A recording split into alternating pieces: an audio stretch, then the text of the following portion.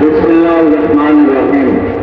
আজকের এই নির্বাচনী সভার সম্মানিত সভাপতি, মঞ্চে উপস্থিত উপজেলা বিএনপির নেতৃবৃন্দ, জেলা বিএনপির নেতৃবৃন্দ, জমিয়তে উলামায়ে ইসলামের উপজেলা ভিত্তিক নেতৃবৃন্দ, যুবজনীয় নেতৃবৃন্দ সহ আমার সম্মুখে উপস্থিত অত্র এলাকার যুবতীয়ান এবং ব্যবসায়ী যুবক ভাইরা, আসসালামু আলাইকুম ওয়া রাহমাতুল্লাহ।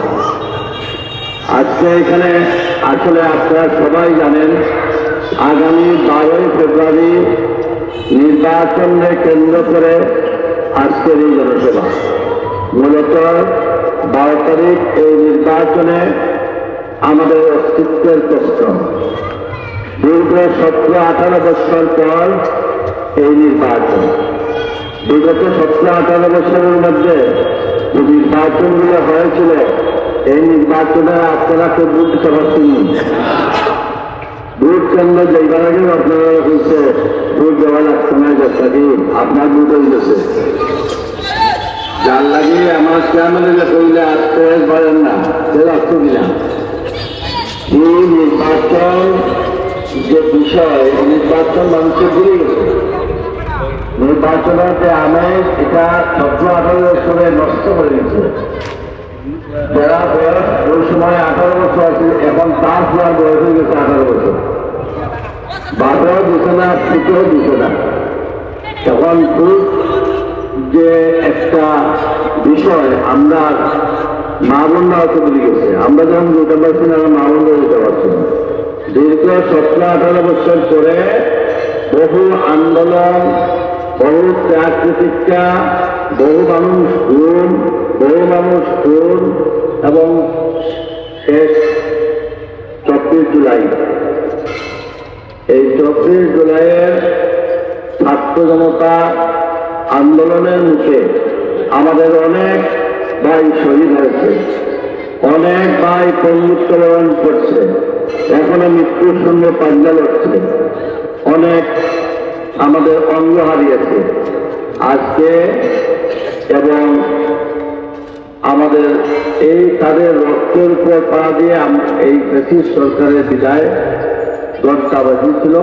আমরা এখন 17 বছর পর একটা নির্বাচনের জন্য মানুষ প্রস্তুত হয়েছে। এই অন্তর্বর্তীকালীন সরকারের মাধ্যমে এই যে নির্বাচন, এই নির্বাচনের দুটি জোট, একটি হচ্ছে দলীয় জোট, আর একটা হচ্ছে বিএনপি জামায়াত জোট। এই দুটি জোটকে কেন্দ্র করে যে আগামী 12 ফেব্রুয়ারি যে নির্বাচন হবে, সেই নির্বাচনে আমাদের দেশে যে সামাজিক যে সকল বিষয় নিয়ে জাতীয়ভাবে আমাদের ইস্যু তৈরি করা আছে, সেগুলো বাস্তবায়ন হবে কি হবে না। বিএনপি আজকে যে 31 দফার কর্মসূচি দিয়েছে, সেই 31 দফার কর্মসূচির মধ্যে বিএনপি সুস্পষ্ট ভাষায় আমাদের প্রিয় নেতা বিএনপির চেয়ারম্যান জনাব তারেক রহমান ঘোষিত, বিএনপি জামায়াত নির্বাচিত হলে এদেশের কৃষকদের জন্য আমরা কৃষি কাজ সরকারিভাবে প্রণয়ন করব। কৃষি কাজ বিতরণের মধ্য দিয়ে এই এলাকার কৃষকরা যাতে তাদের কৃষি পণ্য, সার, দুধ এগুলা পায়। আর ফ্যামিলি কার্ড তৈরি করা হবে, যাতে আমাদের গ্রামের আমাদের প্রতিটা নাগরিক তাদের এই ফ্যামিলি কার্ডের মাধ্যমে যদি আর্থিক সাহায্য পায়, তাহলে তাকে সে নিজেকে স্বাবলম্বী করার চেষ্টা করবে। পাশাপাশি আমি এখানে আসার আগে আমি জনতা গোয়েন্দা কোম্পানিগুলো সম্পর্কে যতটুকু আমার এতটুকু ধারণা ছিল না যে এত কি অবস্থা বলবো আমি এই মাসে জনতাগঞ্জের কোম্পানিগঞ্জের প্রত্যন্ত অঞ্চলে আমি যখন নির্বাচনী প্রচারণার জন্য গিয়েছি আমি তো মনে করেছিলাম 17-18 বছরে এখানে মনে হয় কিছুটা হলে তো 17-18টা রাস্তা অন্তত করতে ঠিক আছে, কিন্তু আমি এমন এই গোয়াইনঘাট উপজেলা এমন কিছু ইউনিয়নে গিয়েছি যেখানে কোনো যানবাহন চলা তো দূরের কথা, পায়ে হেঁটে মাইলের পর মাইল যেতে হচ্ছে। এই ধরনের দুরবস্থা আমার মনে হয় এটাকে আমি আন্দামান দ্বীপের সঙ্গে তুলনা করতে চাই। এখানে নাগরিকরা কি অবস্থায়, আমি একবার বলেছিলাম যে আমরা যখন ভোট চাইতে আসি আমাদের বিবেকের মধ্যে কেন একটু বাজে না যে এই মানুষগুলোর কাছে আমরা ভোট চাই রাস্তার জন্য, স্কুলের জন্য, হাসপাতালের জন্য, পানির জন্য, এই নিত্যনৈমিত্তিক যে সকল ব্যবহারযোগ্য এইগুলোর জন্যই আমরা মানুষের কাছে যাই, মানুষ আমাদেরকে বিশ্বাস করে তুলতে। কিন্তু এই 17-18 বছরে কি একবারও কোন জনপ্রতিনিধি চোখে এটা পড়ল না? সরকারের এই ব্যবস্থাপনায় কি এই এলাকার একটি বিষয়ে আমি যেমন আমি রাস্তাঘাট নাই, আমাদের খালি শুধু এটা ভাইরাল হয়ে গেছে যে গোয়াইনঘাট জনতা আর কোম্পানিগুলো হাফামত হয়েছে। খালি আসুন চলাই যাই, আমাদের খালি লইয়া যায় আনন্দ হয়ে গেছে। আর আমি তো মনে হয় ওই সামনে মনে হয় জনগণ মানুষের করে কতখান করে নেওয়া পাবো যে আমরা কি অবস্থা কি হইল ও বাচ্চার আগম দিয়ে আমরা বাচ্চাই স্কুলে যায় আর আমরা ওখান দিয়ে নামাজও আই। আমার মনে হয় বাংলাদেশে কোনো জায়গায় কত হাকম আছে আমার জানা। এর লাগে আসলে বিবেকও আছে যে এই অবস্থায় মানুষ আসলে আমরা দেওয়ার লাগে আমরা খারাই আর আমরা বুঝতে। আমি জানি না আল্লাহ পাক রব্বুল আলামিন মহত্তর কিতা রাখছেন। আমি এই অঞ্চলের মানুষের যে কি বলবো তাদের ব্যবহার, তাদের এত কষ্টের মধ্যেও তারা তেমন প্রতিভা খবর করে বলেছে। আমার মনে হয় সকলেও ওখানে রাজ্যে যে এখন কষ্ট করলে মনে হয় আমরা আমাদের কষ্টটা যখন গুণাগানা মা হইলে আখেরা আমরা কিছু পাইনি। কিন্তু এটা যদি চেয়ারম্যান, এমপি আর উপজেলা চেয়ারম্যান, ইউনিয়ন চেয়ারম্যান, মেম্বার এখানে যদি বড় করেন এলাম বারবার তারা সফর করবো আর আমরা ওলাম পারবেন, কথা ঠিকই বলি। এবার যদি আপনারা আমাদের বলতে আল্লাহ হুকুম আছে, আমি একলা নাই, মানুষ বললে লইয়া চেয়ারম্যান মেম্বার সবে লইয়া না হয়ে পাবেন।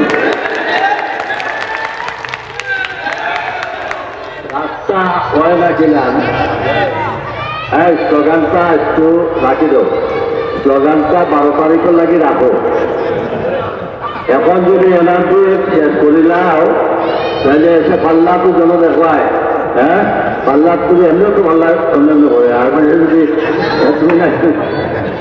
কাজেই আমার মনে হয় তারা আমরা সবসময় আমি স্লোগান আর বক্তৃতা দিয়া ওই যে ক্যামেরায় হয়েছে লম্বা লম্বা বক্তৃতা সামন নামে নাই। আপনারা বাড়িতে আমরা মাহবুবকে সালাম দিতাম এবং তারারে পাত দিয়ে আপনারা 52% পান আর আপনারা আমরা এরকম 48-49। আর এরা যে টিকিট দিয়া যদি আমরা মাহবুবকে বুঝাই যায়, এখন জমেতে লড়াই ইসলামের মুক্তিযোদ্ধারা হইলাম, আমরা এই ভাগের কোনো বানা নাই, এরা তো পাগল বানাচ্ছে। এরা যে গিয়ে বুঝাই যায় যে টিকিট দিলেই এরা ভালো তো পাল্লা পাল্লা পুজো করছি যাইতে হলে তো আমল ঠিক করতে হইব, আকিদা ঠিক করতে হইব। আকিদা আমল ঠিক করলে না পাল্লার উজলে যেটা করতো এখান না হলে হয় যখন যেটা সুবিধা মতো টিকেটের উপহস্তা দেহের হলো যার ইচ্ছাই এখন এই নামাজ রোজা এই চুপ করার এটা হলো নাফরমানি মান। কাজেই এটা আমরা মুসলমান হিসেবে আমরা বিশ্বাস করতাম পারি না। আর বড় যে এইভাবে আমরা সহজ সোজা মানুষ যে তারা যেভাবে বুঝায় এই বুঝানিটার লাগে আমরা যারা আছো এমনও বোঝানো উচিত যে এইসব জিনিসের সুবিধায় খান দিও না, এইসব জিনিসের খান দিও না। আমরা যেটা আমরা জন্মতে আমরা যেটা আছি, আমরা যে আকিদা আছি এটার মধ্যে চলতে হবে। আমি আপনারা একটা কথা পরিষ্কার করতে পারলাম যে আমি বিগত 30 থেকে 32 বছর মর্যাদান সাহায্যবানোর লাগে কাজ করার সুযোগ। সেই সময় আমি সরকারের বিভিন্ন ডিপার্টমেন্টও আমি কাজ করার সুযোগ হচ্ছে। গ্যাসও করতে, তারপরে আপনার কমিশনার আসলাম, মেয়র আসলাম, টাউন কমিটির ডেভেলপমেন্ট কমিটির চেয়ারম্যান আসলাম, বহু কিছু হয়ে এর মধ্যে দিয়ে কাজ শিকার একটা সুযোগ হয়েছে। আর আল্লাহ পাক রব্বুল আলামিনে এমন একজন নেতা দিচ্ছা মরহুম সাইফুর রহমান, যিনি প্রতিদিন রাত্রে একটা এলাকার উন্নয়নের লাগে কিরান পাগল হইয়া কাম করতাম, এগুলা শিকার সুযোগ হয়েছে। যার ফলে সত্তর উল্টাবার থাকিয়াও আমি এই বিগত 10 বছর আওয়ামী লীগ শাসন আমলে বাংলাদেশের একমাত্র আমি নির্বাচিত হওয়ার পরে কিছু কাম করতাম। আমি যে কাম করতাম পিছনে বিএনপির সব যারা নির্বাচিত হয়েছেন এরা কিছু কলাকৌশল বিএনপি যতবার গেছে এই সিলেট পাইছে ফেয়ার ওটা অতবার উন্নয়ন হচ্ছে। এই সিলেট বিরাট কে হচ্ছে, বিএনপি হচ্ছে, এটা হচ্ছে বিএনপি হচ্ছে, কৃষি বিশ্ববিদ্যালয় কে হচ্ছে, বিএনপি হচ্ছে, এই সুরমা নদীর উপর কতটা ব্রিজ সে হচ্ছে, বিএনপি হচ্ছে, হ্যাঁ বিকেএসপি কে হচ্ছে, বিএনপি হচ্ছে। আজকে আন্তর্জাতিক এই যে ক্রিকেট স্টেডিয়াম যেটা সারা দুনিয়ায় রেখেছে এটা কে হচ্ছে, বিএনপি হচ্ছে। এইভাবে জনতা কয়েন্ডাটোর ওই যে ছোট ছোট খালবালা আর ওই যে ফুলের উপরে কালবার যেটা হচ্ছে সেরিকাই তাতে বিঘানো মাটি ভরা করে এগুলা করেছে। এইগুলা করতে সময় তো সেলিম ভাই এখানের এমপি আসলা পয়লা সাইফুর রহমান সাহেব এখানে ছাড়িয়ে যাওয়ার পরে সেলিম ভাই, যার ফলে এখানের প্রতি একটা দরদ আছে সাইফুর রহমান সাহেব। যত সিলেট জেলার যত স্কুল কলেজ মসজিদ মাদ্রাসা রাস্তাঘাট স্কুল কারবার যাইতো কাগজ কিন্তু আমার কাছে, হ্যাঁ এর মধ্যে আমি অগুন দিতাম টাইম থেকে আগে করতাম। তা আমি ইনশাআল্লাহ আপনারা যদি আমাদের 12 তারিখ ভোট করেন তাহলে আমার মনে হয় 1 বছরের মধ্যে ইনশাআল্লাহ এটা হতে হবে আল্লাহর মধ্যে বিশ্বাস করিয়া যে এই এলাকার একটা পরিবর্তন, দৃশ্যমান পরিবর্তন হবে। 12 তারিখ আপনারা আমাদের ভোট দিবানি সুস্থা আলহামদুলিল্লাহ আল্লাহ কবুল করুন। এখানে আইবার আগে আমি আমার খ্রিস্টান ধরনার চেষ্টা খাইলো আসা সামনের দিকে ইসলাম টাইমতে হলে 8টা গোয়েন্দা তৈল আমার আলজা আলিমুলামা হলতে, হ্যাঁ কালকে নামগুলো গ্রহণ করেছে আলিমুলামা হলতে খাদ্য হলে আল্লাহ তুমি এই আলিমুলামার দেশ আমাদের কাম করার সুযোগ দাও।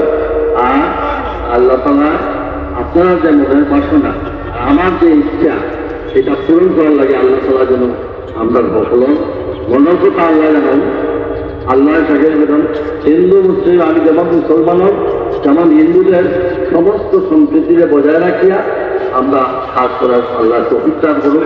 আর আপনারা কাছে যে ওয়াদা করছি আল্লাহ ওয়াদাগুলা পূরণ করার জন্য আপনারা 12 তারিখ সকালে ইনশাআল্লাহ পর্যন্ত থাকবা, আল্লাহ কবুল করুন। আর আমাদের জন্য দোয়া করবা, আমরা সব ব্যক্তিবৃন্দ এক হইয়া এটা মাঝে ও আল্লাহ একটা চাকরি করে দিতে তারা মাঝে কিছু আমরা মাঝে নাই সময় পেলাম আমরা সব এই এক হইয়া আমরা জমিয়ত উলামা ইসলাম বিএনপি সহ আমরা একত্রিত হইয়া হবে। আপনারা আপনার লক্ষ্যে থাকলে আল্লাহ আমার লক্ষ্যে থাকবেন ইনশাআল্লাহ। আল্লাহ হাফিজ।